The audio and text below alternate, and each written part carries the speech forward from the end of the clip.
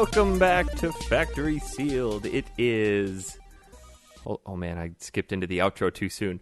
I knew I would do that. I got focused on talking, and I lost track of the music, and I messed it up. It is January 18th, 2015. My name is Eric Peterson. Joining me today is only Jess Clarkson. I feel like it should be the one and only or something. Well, then that would imply that there are more people to follow. So True. The way that I phrased the sentence is, you're the only one joining me. Okay. That's good. And we can't really call this a two-man show because I feel like the feminist side of you would come out. Whatevs. Or is that not as strong as the vegan, soy-free, gluten-free, food-free side of you? That side's a little stronger. Okay. Yeah. So as long as it's not like a two carnivore show, then that's good. Ooh. Two gluten eaters? Gluten-y people? I was looking at Barnes & Noble yesterday for cookbooks for my sister for a really late birthday Christmas gift. And the amount of gluten-free cookbooks out there is sickening. I know. And like a part of me hates it because a lot of people are like glutenistas where they don't actually need to eat gluten-free, but it's trendy, so they do. And I'm like, oh yeah, you people suck. But at the same time, I'm like, oh yeah, you guys are awesome because now there's like gluten-free donuts and gluten-free everything in the market where it used to be like really challenging to get gluten-free bread before. So but it is pretty awesome. Did you see that? I think it was Jimmy Kimmel who went out on the streets and was asking people if they were gluten-free, and they'd say yes. And he was like, what is gluten? And not a single person was able to give you an intelligent answer as to what gluten was. That's awesome. It was in the movie, did you see This Is the End? No. It's not a great movie, but what's his face? Main guy in it, Seth Rogen, was saying that he is not eating gluten anymore and he's gluten free. And then Buchanan something James from Popular James Mechanics. Yeah, him. I don't know who It's you're like, talking about. do you even know what gluten is? And he's like, yeah, it's all the bad stuff in food. Like fat is gluten. Like carbs are gluten. It's pretty funny. It's like, it's all gluten. Gluten's all the bad stuff that you don't want to eat. I think what it ultimately boils down to is everybody is looking for the new diet trend, when the only thing throughout all of human history that's held true is diet and exercise. You eat right and you exercise, and that's it. If you look at all these people who have lost all this weight on these goofy ass diets, there's two consistent factors: they eat well and they exercise. Everybody's looking for that. Oh, if I just go gluten free, I'll be fine. Mm-hmm. But we were looking through the cookbooks, and there was just this entire section of gluten free, and then next to it was the borderline celiac cookbook section. Like, what the hell? Like, you're either intolerant or you're not. That is amazing. I went to my doctor for just a physical checkup last year, and he came back. He's like, all your labs and everything are fantastic, but I just thought I'd let you know that you're borderline celiac intolerant. I'm like, what the hell does that even mean? I'm going to go out and eat a bunch of... That is weird. It's stupid. It's so dumb. And then there was the whole cooking with beer section, followed by the diabetic cookbook section, which I think that'd be kind of an interesting section to get a book out of. Diabetic? Yeah. It's like all sugar-free no sugar stuff. ever. Heck yeah. Actually, my no, grandpa he was diabetic, and he would always get sugar-free candies, and they were disgusting. Taste-free is all it is. They tasted like just chemical. Like it was just chemicalness. Weren't very good. Coming from a girl who's getting her PhD in something, that's quite a phrase. No. They tasted like chemicals of chemicalness.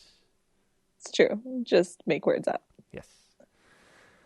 So, I started walking last week. Walking. Yes, because I had surgery. Yeah, remember? I had surgery. No. That took me a second. I was like, congratulations. Yeah, as soon as you have a kid, you forget how to walk and you kind of progress along with them. So I'm a bad friend. you are. But that's awesome. No, it's really not because it hurts like hell. But So that's crutch free because you were on crutches for a while. yeah, I was on crutches for a month. I was total no weight bearing for a month, and then it got to a point like 3 weeks into it where I was having too much shoulder pain, so I started doing like the one crutch walk and very minimal weight on my left leg. And then I just decided Friday after my doctor's like, you can start walking. I'm like, all right, screw these crutches. See ya. And if you've ever gone to the gym and worked out your legs really, really, really hard, and then they're super wobbly and weak the next day, it's like that, but with one leg. That's so awkward. Yeah. And then I have to be really careful about how I walk. So if I'm standing at the kitchen sink doing dishes and I want to turn, most people just keep their feet planted and turn their upper body. I can't do that. I have to pick up and like rotate. I have to not introduce any sort of rotational movement into my hip or I could risk tearing it again. Oh, really? Yeah. So I've got about 2 more months before I can Start doing the twist. start doing the twist and shake and shout. Yeah. Are those even the So words? no dancing for you. Well, it's just a different type of dance. It's an all upper body dance. Oh, oh God. And I've seen those wedding videos. Of me? You dancing. Which wedding videos? There was one with you dancing to that song with your friend. I'm being so Oh, the using all of the descriptors. the one song with my friend by the people that play in a band. You're talking about Once in a Lifetime by Talking Heads. Yes. Yeah, that was a good one. We pretty much cleared the dance floor on that one, and everybody watched her. Everybody stood around the side like, should we call an ambulance?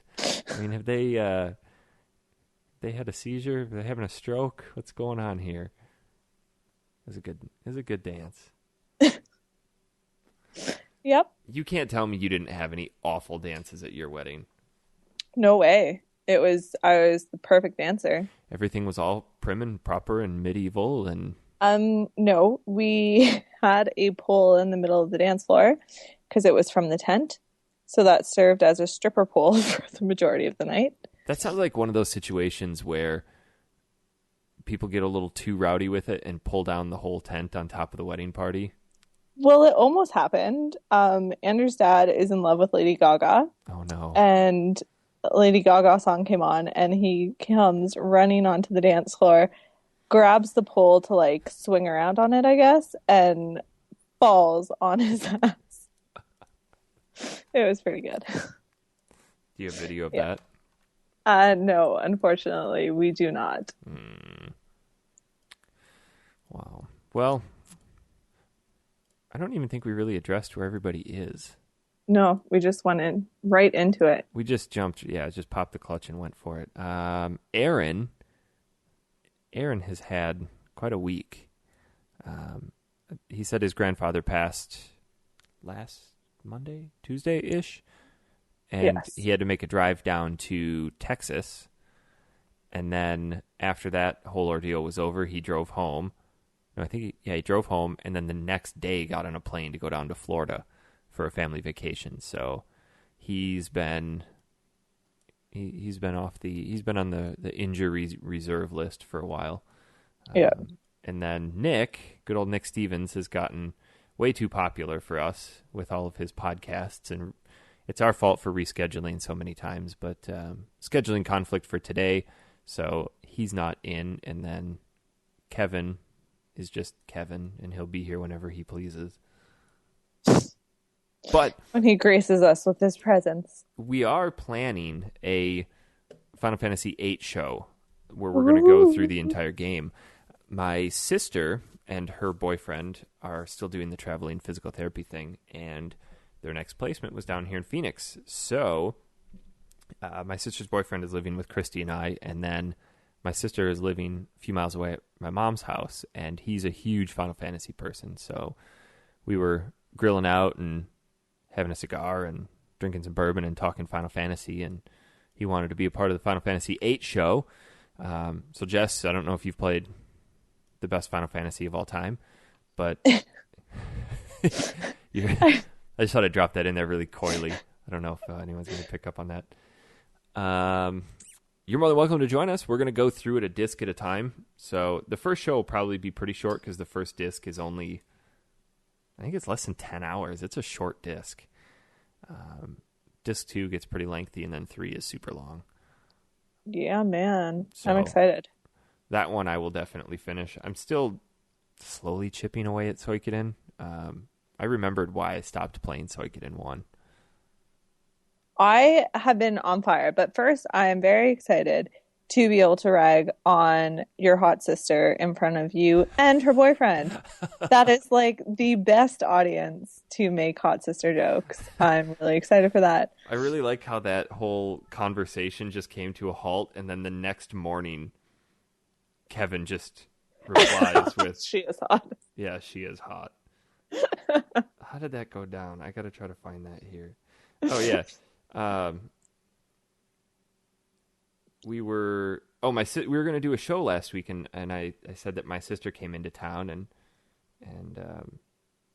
you said that I should probably spend time with my sister, and you put the obligatory insert comment about your sister here, and I pulled out the Matt Eads, "Is she hot?" and then said something about, yeah, the consensus is that she's hot, and the next day, it was like almost 12 hours later, Kevin just replies, and yes, Eric's sister is hot. He's the worst on that conversation. Oh, yeah. Just like once in a blue moon decides that he's going to respond to something. I think he'll pop in from time to time. He reads it all, but I don't It's know. impressive. But yeah, I've been like owning shit. Let's hear about it. What have you been playing, Jess? Oh, Is that all you're talking about? and I've been playing Mario Kart for Game Boy Advance. Really? Which, yeah, is kind of fun. Well, we did talk about doing I think once we get the whole team together for another show, I want to do a kart racing episode. Yeah, that would be fun. Where we talk about old Mario Karts and how Diddy Kong is a better kart racer than Mario Kart 64. I'm pretty sure we can all come to a general consensus on that. Diddy Kong? Yeah. I've never played it. What? Oh, shit. You have never played Diddy Kong? No. Oh, no. I'm not, because I don't really like a lot of Jess. racing games because I suck so many balls at it. So... Sorry to disappoint you. That is disappointing. Because I do firmly believe that Diddy Kong Racing is a better kart racer than Mario Kart 64. I feel like that's a bold statement to make. It is. And I think Mario Kart 64 is great for a few things. It's a really good party game. Get a bunch of friends together, sit down, play. It's fantastic. But it is lacking in so many areas. It's got 4 multiplayer levels, if I'm not mistaken, and like 8 tracks. And if you want to call the mirrored tracks, oh no, it's got 4, 8, 12, 16 tracks. So 32 if you count the mirrored tracks. Mirror tracks suck. Yeah. They're so hard. And that's essentially it. No, I mean, it's got your typical 10 characters or 12 characters. But that's it. There's nothing to really unlock. There's no true variety to it. It's a solid game. But for somebody who wants something a little bit more, I was more enamored with Diddy Kong when it came out because it had that whole adventure aspect to it, but then it also had the hovercrafts, it had the airplanes, it had the karts, and then it had the leveling up of the different weapons where if you collect 1 balloon, it's a missile. You collect 2, it's 3. You collect 3, it's 10 missiles. Or you can turn it into one big homing missile, or oil slicks turn into electric shields. And I thought there's so much more to it that it was more of an engrossing game. The storyline was crap, but I don't think you're paying for the storyline in those kind of games. No, definitely not. But there were so many different worlds, and each world had such diverse themes. And, Mario Kart, yeah, you've got your one ice track, and it's okay. But Diddy Kong, you've got an entire world of all tracks dedicated to ice, everything from your kart levels to your hovercraft levels to your airplane levels, and then you've got the fire levels, and you've got all the water-based stuff. It was just, to me, it was a much more entertaining kart racing game than Mario Kart. And it's kind of a shame that series died off. Yeah. I think because Mario Kart is such, like, not a money grab, but it's always successful, like, no matter what. Yeah. Well, and I think Nintendo started to realize, like, hey, we're competing against ourselves here. Yeah. And I think they started to incorporate some of the positives of Diddy Kong into Mario Kart. I mean, yeah, they still don't have the airplane stuff or the boats, but they have the different types of vehicles that you can use. They have the different weapons and the modifications within the tracks and stuff like that. But it's disappointing that game went as far under the radar as it did, because I think had more people played it, a lot more people would have enjoyed it. However, I did try to rehash some of that nostalgia, and it kind of backfired last week, where Diddy Kong Racing in 2007 or 8 came out on the DS, and I remember really, really liking it just because I liked the game. It was portable now. Yeah. But I went and bought a used copy of it and put it in and instantly hated it because it didn't handle the way the N64 version handled. They changed all the character voices. It didn't look as good. So I ended up taking it back. I was kind of soured on it. So I want to hook up the N64 and actually play the real Diddy Kong again. Huh. I still can't believe you've never played it, though. No. You got to at least emulate it, because it's got some of the coolest levels in there. And I do remember my friend one time brought his copy over, and he wanted me to beat the final boss for him. But right as I was about to beat him, he turned it off. He says, "Okay, now I know how to do it." And he went home and did it himself. What a jerk. You son of a bitch. So yeah, racing games, I can appreciate how fun they are when you're with a group, but they're not something that I would go and sit down and play. The arcadey racing games are fun, but I'm just not my cup of tea in the long run. Playing Mario Kart by yourself is like playing Smash Brothers by yourself. It just doesn't work. Yeah. So I could understand that. And playing Mario Kart online with random people it's not the same. Mario Kart is meant to be a locally played multiplayer game. Did I tell you about, we went to the Gentleman's Expo, which is a convention, a fun show up here. And sounds they like had a strip club. Yeah, right. They have beer, it's a huge amount of drinking. I was DD for Andrew and his friends, and they give you X number of drink tokens, so it gets you a bunch of samples, so you can get very hammered very quickly at the show. But they had Mario Kart 7, I think, and I was like, "Oh, let's play!" So no one wanted to play with me because they're a bunch of jerks, and they just wanted to drink. And I played with some random guy, and he was like, "I don't know how to play. How do you play?" And so I told him how to play. And of course, again, I suck. So I'm really crappy. And he was being a huge dick to me. He won and was in your face, that's what you get and everything. I was like, what the hell? He was so mean. We had people break out into verbal assaults on each other a few years ago when Max Gonzalez and I were doing the Devastation tournament down here in Phoenix, and we were having Mario Kart tournaments. Yeah. I mean, when money's on the line, it wasn't a lot. It was $60-$70, but people were getting pretty intense about it. Yeah, this guy was in your face, and I was like, what? Who says that? And then everyone, the people running the booth were like, don't worry, it's just a game. I'm like, I'm not worried. You guys are just being dicks. It's not very nice. Did you ever play Crash Team Racing? No. That was one of those games that I'd never heard about it really until I think the first time I actually really played it was when I was in college.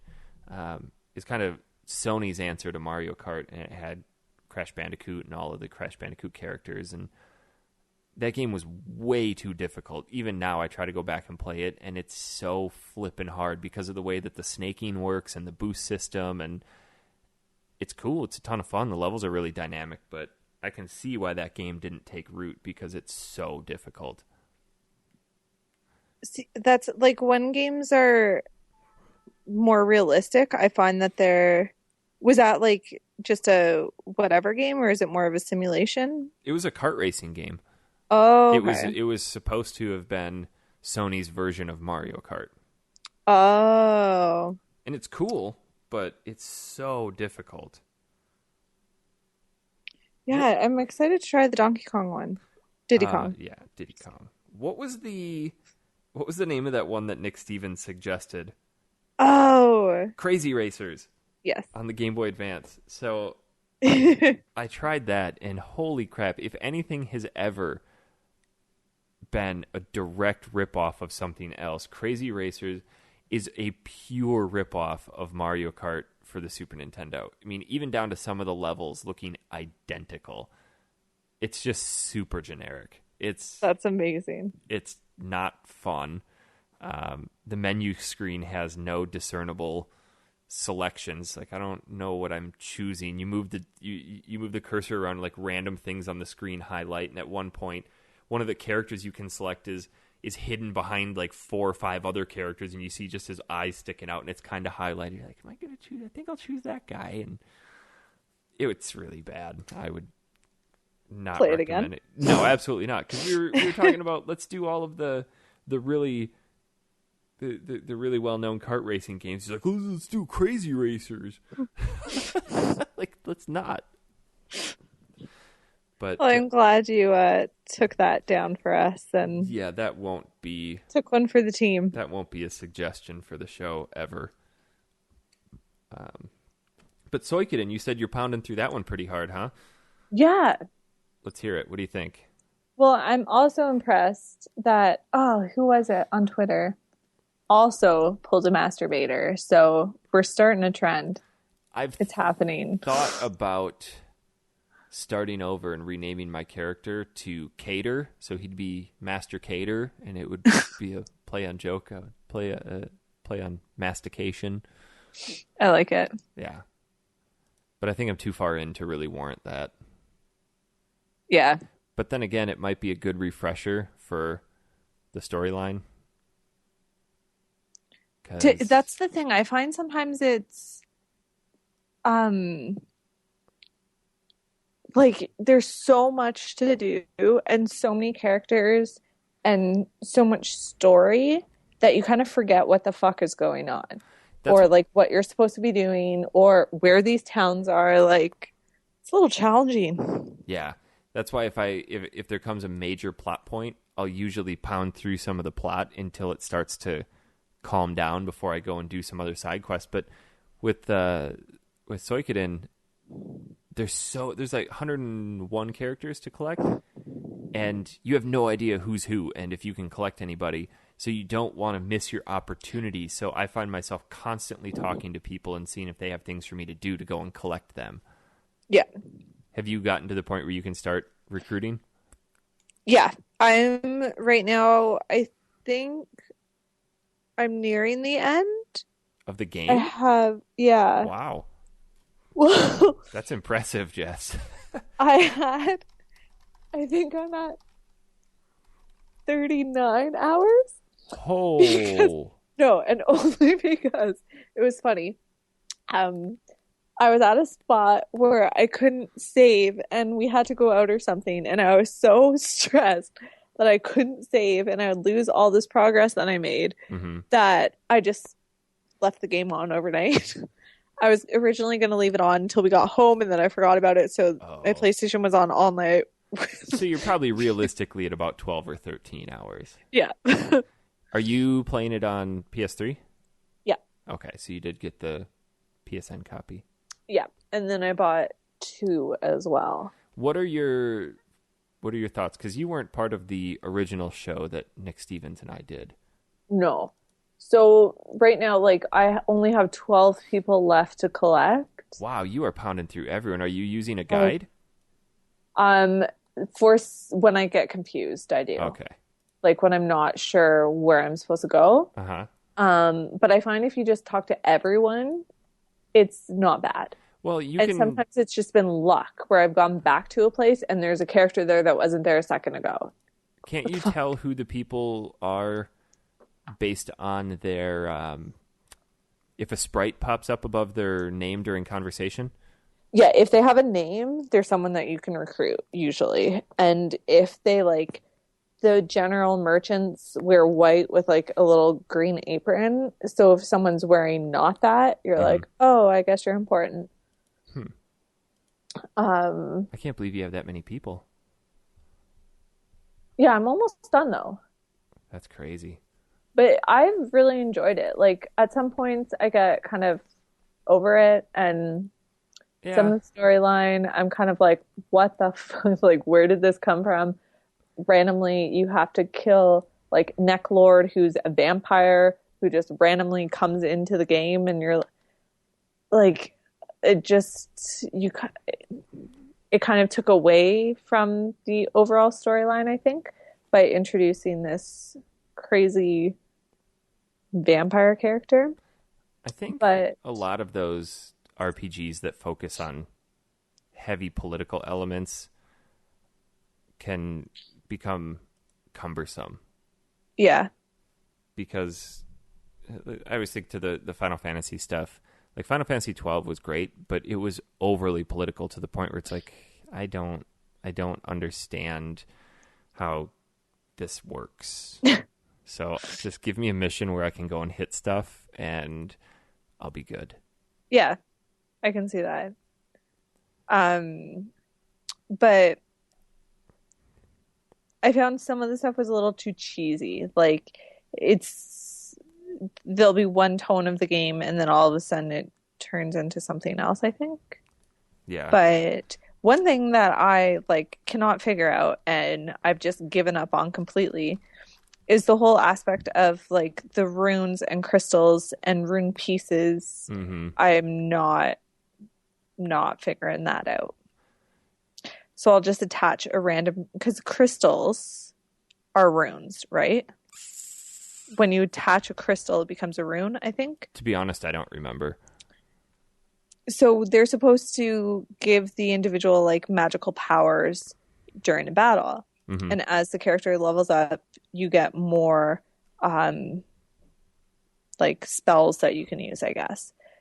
But then you can also enchant the weapons with rune pieces, but only certain runes can use different rune pieces. And then sometimes people's rune powers, it gets them unbalanced. So you're supposed to find the proper rune piece to substitute. It's very challenging. It sounds like the difficulties I had with the materia system for Final Fantasy VII when I was first playing it, because when I first started, I would just take random materia and just throw it into slots. I'm like, yay, here we go. Now I can cast fire. And then one of my buddies came over and was like, you realize that you can optimize this stuff, right? To like make yourself better. So then he walked me through all of it. And then we got to Final Fantasy VIII with the junction system and how like you can put specific spells here to up your magic defense or your magic attack or your resistance. And I think this is a lot like that, where it just becomes a little difficult to wrap your head around if you haven't played it before. Well, that's the thing. You can like crazy like change the formations, and then some runes let you change the, I think it's like the crystal, no, something rune lets you change the order of the order of your characters. So you can kind of optimize it that way if someone has a strong whatever.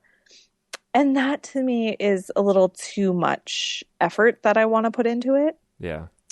And then in the game, there are books that you can collect and give them to a librarian who you recruit. And if you read the books, like it goes into the lore and has a huge amount of backstory about the runes and the crystals and stuff, but that's again a little too much For effort. a very early PlayStation RPG, there was a lot to it. Yeah. I mean, this Oh came yeah. out in 95, December of 95, so this was very early in the original PlayStation window. Yeah. So there's a lot to it, and I think there are people out there who really like to immerse themselves in a world. I've got a buddy who likes to read all of the books that have been written within the Elder Scrolls games. Oh yeah. Like, no thanks, I'll just collect it, and if it doesn't give me any sort of bonus, I'll just throw it on the ground or add it to my stash of stuff. Well, it's really cool that it has that opportunity. Like, there are opportunities like that built in. Like, the game is huge in that regard. Mm-hmm.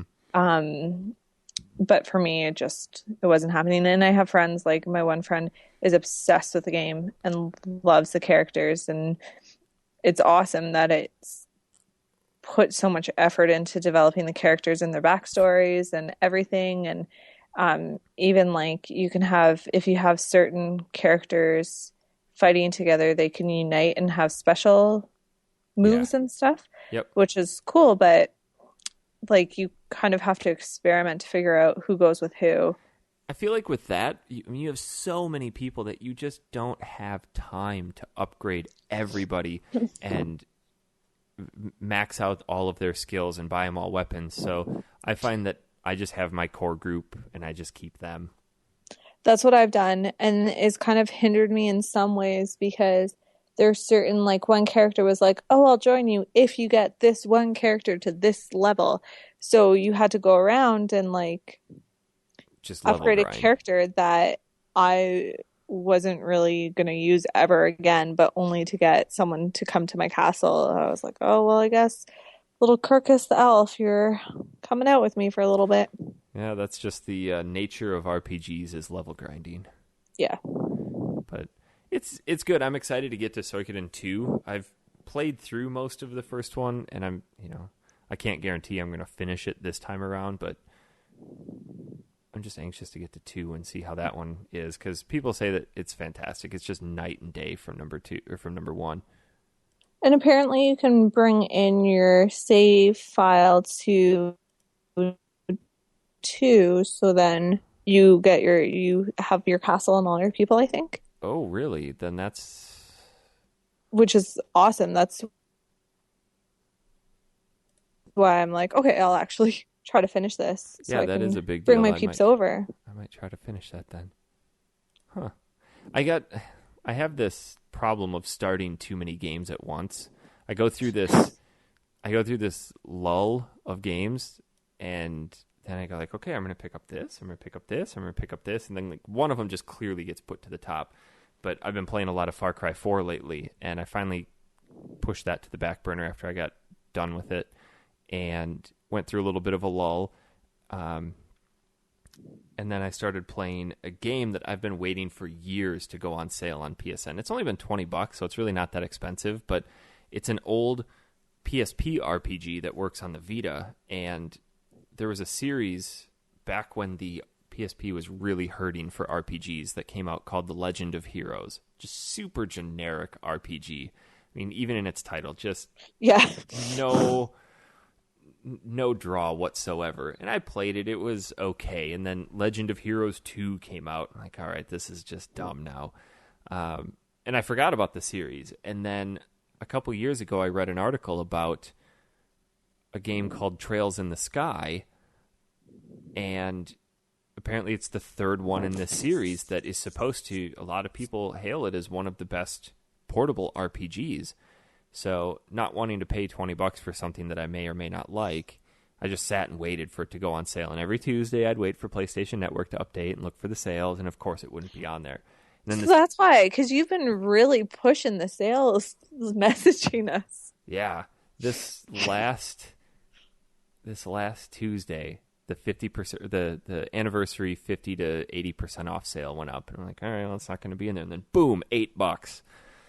Nice. So I started playing through that. My sister bought me Dragon Age Inquisition, and I mean, you're talking about tackling 2 games that are going to be 100+ hours easily. And Yeah. then got Suikoden to finish, and now we want to pick up Final Fantasy VIII. So it's going to be this thing of which one gets pushed to the back burner. And, I like playing the longer games though, I do too. because it gives you a lot to talk about. Um, and I find they're just a lot more engaging sometimes. Yeah. I'm looking But forward to doing the Final Fantasy VIII show. it'll be awesome. Let's see, what else? What else have you been playing? Anything? Just Suikoden? Yeah, that's been really getting the majority of my time. Speaking of Majora, that's a terrible segue. I'm really excited to see where you're going with this. Did you watch the Nintendo Direct? No. They finally announced the release date for the new Nintendo 3DS in America. Oh, really? And they Oh, announced yeah, I read that. the Majora's Mask limited Oh, edition console. there we go. That happened. There it went. I got it. Majority, yeah. So I was sitting at Good work and I was watching the Direct and saw that. I'm like, all right, cool. I guess that's what I'll get. And then I refreshed Kotaku and they're like, and they're sold out. It was like 12 minutes after GameStop started taking pre-orders on them, they were sold out. And Yeah. some people were saying, well, you can still go to the store and get some. I'm like, maybe I'll stop there after work. And I have a buddy who works there, so I called him and he goes, nope, they sold out too. All GameStop stores nationwide were sold out. That's insane. So I just said, well, I guess I'll just get a red one. And later in the day, I was sitting on the couch and just flipped open my phone, and there was a feed refresh, and Kotaku had just updated like the second that I flipped on my phone, and it said Best Buy is taking pre-orders right now. So I hopped on and I pre-ordered one, and then I started thinking about it. These are going to be super rare, super like beyond super rare. So I pre-ordered 2 of them. You were still able to. Well, for 2 reasons. First of all, I did it in 2 separate transactions because Best Buy is notorious for not fulfilling pre-orders. Yeah. So if I do 2 and they cancel 1, I've still got the system. The other part of me wanted 2 of them to have one and play one, and the other part wants me to keep one sealed for potential collecting purposes. Yeah. So It's pretty. it is. It's super cool. And I'm kind of ticked off that it's not coming pre-installed with the game. Yeah, you're saying you have to download it, right? No, you have to buy the game separately. Oh, what? It does not come with the game. That's crazy. In Europe, it does. And you don't get a charger with it.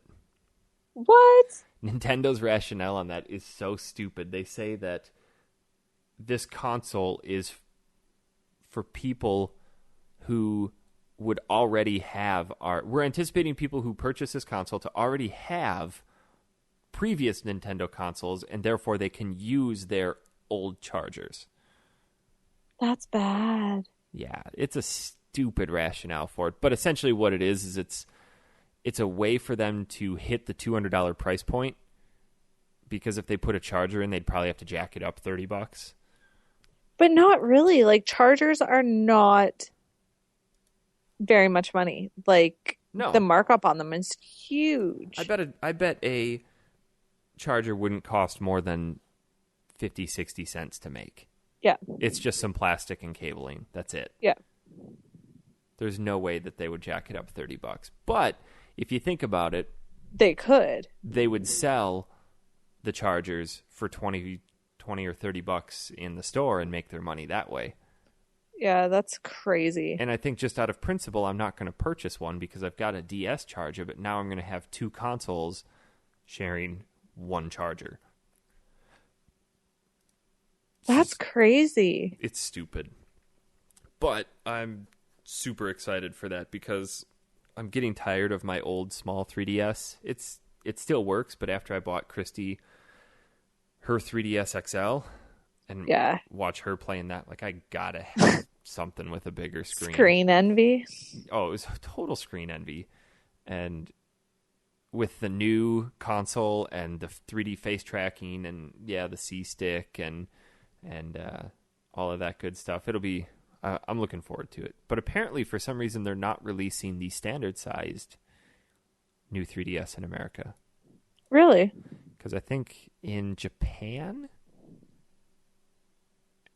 Japan, where they first released it, everybody was just buying the XLs. But then they released it in the other markets, and they're releasing both. So, I don't know. Huh. So I should have that in a month. I'm pumped for that. Oh, it's going to be so pretty. Can't wait. So, what else have I been playing? Oh, Ducktails. Oh, yeah. You guys had that convo about that. Yeah. So, I did not enjoy Ducktails on the NES. It was dumb. I couldn't get behind it. I think a lot of it is because I didn't play it as a kid. So I went back and I played the HD remake version, or the remaster, and it's not really an HD remake. They just redid the game. I'm having a ton of fun with it. I think I've only got one of the 6 levels left, and it's still really generic, but the game itself, the gameplay is actually, now that I sit down and play it and enjoy it, it's not terrible. It's not all that challenging either. There's still things that really piss me off, like the fact that you just jump in random spots and diamonds appear out of nowhere, and you can almost predict where they're going to be. Like, oh, there's a random little alcove up there in the corner. If I bounce up on my stick, oh, look, diamonds. It's super, super generic, but after playing Shovel Knight, I can definitely see that they pulled directly from DuckTales how Shovel Knight bounces on his sword, like Mayor McScrooge bounces on his pogo stick or his cane.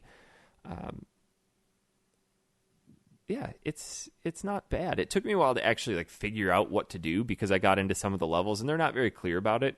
And especially with the new remake, they've tried to incorporate a story and cutscenes and voiceovers, and it's terrible. Thank God you can just press start and skip cutscenes. So anytime anything remotely starts happening, that's wicked. I just press start and skip cutscene and just get right back into it. But the maps are multi-tiered. It's not just straight left to right. And most of the levels have 5 things you have to collect. Whether you kill an enemy and collect something from them, or you just open a chest and collect something, then you have a boss battle. And the boss battles are easy enough. It's just memorizing patterns. Yeah. But I still cannot get behind the Moon music. I don't think it's that great. In fact, I think it's the weakest song in the repertoire of DuckTales. The main menu music is 1,000 times better than Moon music. What is this Moon? I don't know. If you look up DuckTales music, or best video game music of all time, Moon theme from DuckTales consistently comes in on really high on that list, and I just can't figure out why. It's not a really engaging song. It's not terrible, but when you're standing in Mayor McScrooge's office outside the vault, that music is 1,000 times cooler and more fitting for a Moon theme than the song that they chose for the Moon theme. But maybe, again, it's because I didn't play it. Oh, yeah. I'm just playing it now. Do you recognize that music? No. And it's really not all that catchy. No. But this playing through this kind of made me take a step back, because I've been kind of down on HD remakes lately, because I feel like it's a little bit of a cop-out. Like, oh, we've already got this game. Let's just slather some new paint on it and ship it out there.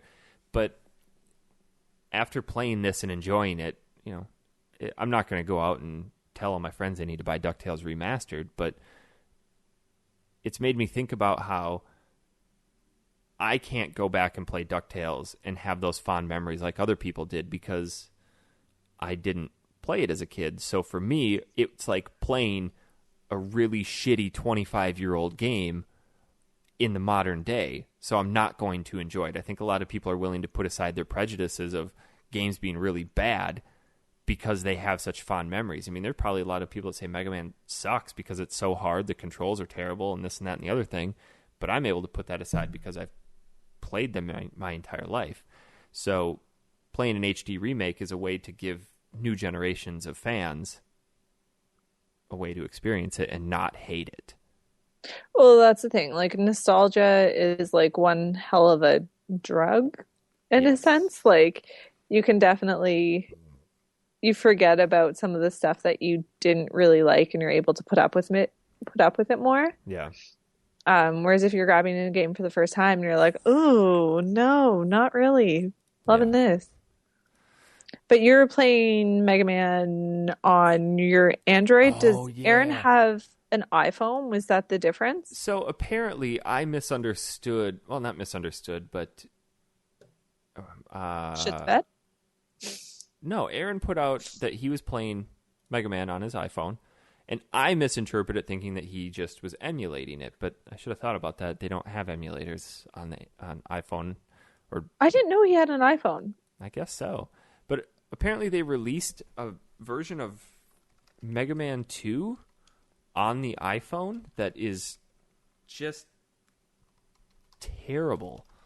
And he Oh. was saying that the jump button wasn't working and he just couldn't get anything to work. And I was making fun of him like it's probably just user error because, yeah, touchscreens Yeah. do suck. Oh, yeah, they do have it on there. It's 99 cents, Mega Man 2, done by Capcom. But apparently not good. Apparently not. So I said, I challenge you to a Mega Man 2 battle on the phone. And Yeah. it took me about 3 days. It's really, really difficult on the phone because a lot of those jumps require very, very precise timing. And growing up Yeah. in an era of like physical buttons, I feel like a generation of gamers is emerging that are better with touchscreens than they are with physical buttons, just because that's what they grew up with. But there were some parts in that game that were super difficult, like Heatman's level, when you have to dodge all of those heat beams that come shooting across. I probably spent a day and a half just on that level trying to get through it, because I'd get down to the end and then I'd go to move to the left to avoid that last beam, and my finger would slide off the spot where the touchscreen was going to be, and I'd die. And I just get frustrated and quit. And then going through Dr. Wily's castle with the dragon boss, where you have to jump specifically on those blocks, and the dragon is so close behind you that you have to jump without seeing where that next block is going to be, because the NES had the old pixel clipping where they wouldn't show up right away. And it got difficult. It got super hard, but plowed through it. I don't ever recommend playing old games on a touchscreen phone. It's not worth the hassle. Yeah, that's the thing. Like, I have an emulator on my phone, but I haven't actually played anything because I'm not sold on playing it with my phone. Like, it just isn't appealing to me. I don't think I'll enjoy it. My sister's boyfriend bought one of those Moga 2s or Moga Pro controllers that clips onto your phone and you sync it up via Bluetooth, and he loves it. Absolutely loves that thing, and that's what he uses to play all of his old games now. So I feel like if you had an attachment to put your phone in like that, I think it'd be good. But you have to have those physical buttons. At least That's I do. the thing. It kind of takes away from the portability, like the benefit of having it on your phone, because it's portable. You can just play it whenever, wherever. Yeah. But if you have to bring a controller in order to get I think anywhere I could in the game, trudge through some RPGs on a phone. maybe, yeah. But if you're looking at like Mario 3, I decided to try to play that, and I got halfway through the first level and said, nah, I'm not doing this. I mean, I can make it through Mega Man 2, but I'm not doing Mario 3 on a phone, because I think Mario 3 requires it's faster paced. Yeah. It just requires a little bit more finesse, and I couldn't do it. I mean, Mega Man, you can just kill everything on the screen and then go forward. Yeah, that's true. Mario, There's a lot of timing. Yeah. So that was, I think at the time where I called the end of the contest, Aaron had beaten Woodman. Like, that's not even the first person you should really attack, but hey, you got him. Good job. Way to go, buddy. So I'll be curious to see how he fared on that. Yeah, that's funny. Anything else, Jess? Have you played anything else, or is that about it? That's it for me. I forgot to turn some lights on in my room before we started this, and it's dark. So You're the creepy person in the dark, lit up by your computer screen. well, and it's even creepier because I opened up the shades, and they face all of our neighbors in the back, so they probably just see my face lit up by my computer screen glow. Like, what a weirdo. He's probably jerking it. Probably. What else were we going to talk about? I don't know. Let's check the unofficial script. I don't think we were talking about anything else. No, that's it. Do you know what I watched the other day? Tell me. Retro-ish things? What? Forrest Gump. Why? What? Okay. I'd never seen Forrest Gump before. Really? Really? Never seen it. Well, I have seen it now, but I had never seen it before. My sister took off yesterday morning to go to Galveston for a cruise, and I told her when she got there, I have 2 requests. First of all, make sure that the captain of your cruise ship isn't the guy from the Costa Concordia. And then second of all, take a video of yourself, because her boyfriend had never been on a cruise ship before. He'd never even seen one. And take a video of you looking at the ship going, that's my boat, like Forrest Gump. It's funny you'd say that. It was funny because, like, Andrew he was in Miami and he went to Bubblegum Shrimp. Mm-hmm. And so that sparked the whole, you need to watch Forrest Gump. I can't believe you've never seen that. No. That's a masterpiece. And I was so cocky before we watched it. I'm like, I know exactly what happens. Like, everyone knows what happens in Forrest Gump. And so I tried to do like a play-by-play of what was going to happen. And I said that he runs a lot and he joins the war. And Jenny is a prostitute. I thought she was a prostitute. Oh, yeah. And she gets syphilis. I thought she got syphilis and died. And then and she went out and slept with everybody and then finally came back and had pity sex with Forrest and gave him everything she had. Yeah. But then he didn't get it, apparently. We don't like know he that. didn't. And I thought she would have died from AIDS, but she didn't die from AIDS, did she? I think she did. It was unstated. Yeah. It was implied. But it was like really good. I was really impressed. I didn't get the Bubba. I didn't know the connection there. I knew that he shrimped. He was on a shrimping boat and he liked chocolate. But I thought his mom was going to be a prostitute and she wasn't. You thought Bubba's mom was going to be a prostitute? No, Forrest's mom. Oh, she was. She only slept with one guy. That you know of. Yeah, but She slept whatever. She slept with the principal to get him into normal school. But it was so funny. Like, there's so many good parts of it. And it was, like, very, like, political, too, which I wasn't anticipating. Yeah, I like how they just injected him into so many just random historical moments. They did it so well. Like, it came out in, was it, like, 97-ish? And that was one of the first super long movies to hit theaters. I remember my family wanting to go to that, and they said, no, Eric, you probably shouldn't come with. It's a little long. Yeah, and they did it so well. Like, the CGI and stuff for back in the day was pretty, like, it's held up quite well. Well, I'm glad you finally got around to seeing a classic movie. Now, I get the life is like a box of chocolates reference. Sure Not just do. making shit up when I talk about it. You're one of those people, huh? Mm-hmm. I think that's all I've really got for this. I know we're a little short on time, but we just wanted to get a show out there so we don't fall into that hiatus status again. We're blaming Nick Stevens for this short content. Yeah. Because he's not here. We may, once Derek, my sister's boyfriend, gets back from their cruise, we'll have another person to fill in for anyone who's missing. So that should be in a couple weeks. But I was just flipping through the emails, and most of them are just the Christmas memories. So I think we're officially out of the holidays, so you guys can start sending us questions, again, factorysealed at manatank.com. Or if you want to shoot them to us on our Facebook, facebook.com/factorysealed. We'll try to incorporate them somehow into the show. Yeah. That's all I got for us. Yep. That's it. That is it. That should be the show for this week. I don't know what time we're going to be back this next week or what we'll even be playing, but I can guarantee you it'll be at some time and we'll be talking about some games. So, until then, have yourselves a fantastic week. Jess, do you have to work on Monday? Yes. Sucker! Shut up. I don't even know why. Is it Martin Luther King Day? Oh, yeah, it is tomorrow for you guys. Yeah, I don't have to work. Well, enjoy your long weekend. Maybe I will get back into Suikoden. We'll see. But until next time... Aaron says hi. Oh, did you just talk to him?